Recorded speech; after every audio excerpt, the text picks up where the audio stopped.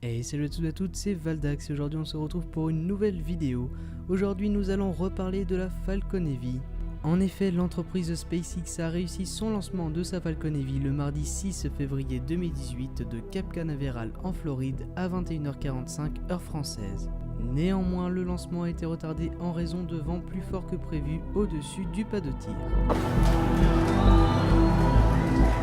10, 9, 8, Side booster ignition. 6, 5, 4, 3, 2, 1, 0. Ignition.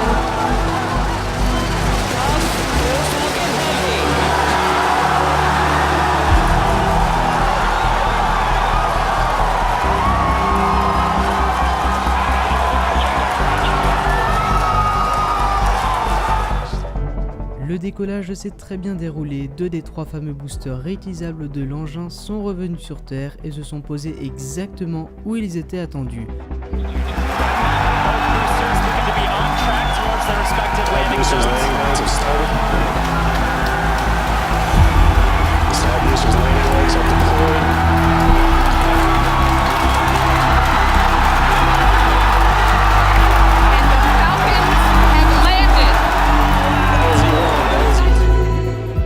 Le corps central de la fusée devait se poser un peu plus tard sur une barge au milieu de l'océan Atlantique.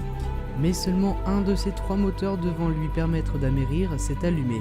Arrivant trop vite à plus de 480 km/h, il s'est abîmé en mer à plus de 90 mètres du point d'impact visé.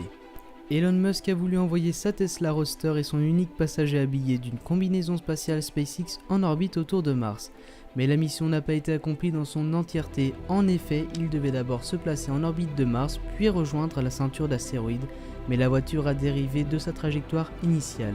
Elle a donc raté l'orbite de Mars, a annoncé Elon Musk dans son tweet du 7 février 2018 à 4h46. SpaceX détient donc maintenant la fusée la plus puissante au monde. Le prochain décollage de la Falcon Heavy n'est pas pour maintenant, il devrait dépendre de 2 paramètres selon Elon Musk. Tout d'abord, la vitesse à laquelle SpaceX sera capable de produire les tâches centrales. Ensuite, la demande des clients de l'entreprise. L'entrepreneur estime que la production des boosters de la fusée ne devrait pas présenter de difficultés particulières. En effet, il s'agit de lanceurs Falcon 9 supplémentaires attachés de part et d'autre du premier étage de la fusée. Quant à ce noyau central, il est équipé des mêmes moteurs qu'un Falcon 9. Cependant, le tube métallique qui constitue la structure de la fusée, Elon Musk parle de fuselage, doit connaître des améliorations avant de pouvoir décoller à nouveau. L'avenir du Falcon Heavy est donc dépendant de la production de ce noyau central, y constituant en quelque sorte une variable d'ajustement. Néanmoins, l'entrepreneur assure que SpaceX sera en mesure d'assurer la production des futurs Falcon Heavy, quelle que soit la demande. Bien entendu, l'entreprise devra également pencher sur la récupération de son corps, constitué par l'étage central de sa fusée. Faire atterrir 2 lanceurs sur 3 faisait partie de l'objectif visé par SpaceX. Il a été rempli par ce dernier décollage. Néanmoins, l'entreprise songe déjà aux changements qu'elle pourrait effectuer pour réussir un 3e atterrissage. Quoi qu'il en soit, la prochaine Falcon Heavy ne réutilisera aucune des pièces qui ont été récupérées après le lancement du 6 février. Les 2 boosters latéraux, déjà issus de précédentes missions, sont désormais au repos. Le futur lancement d'un Falcon Heavy mobilisera donc 2 nouveaux lanceurs latéraux et un nouveau noyau central.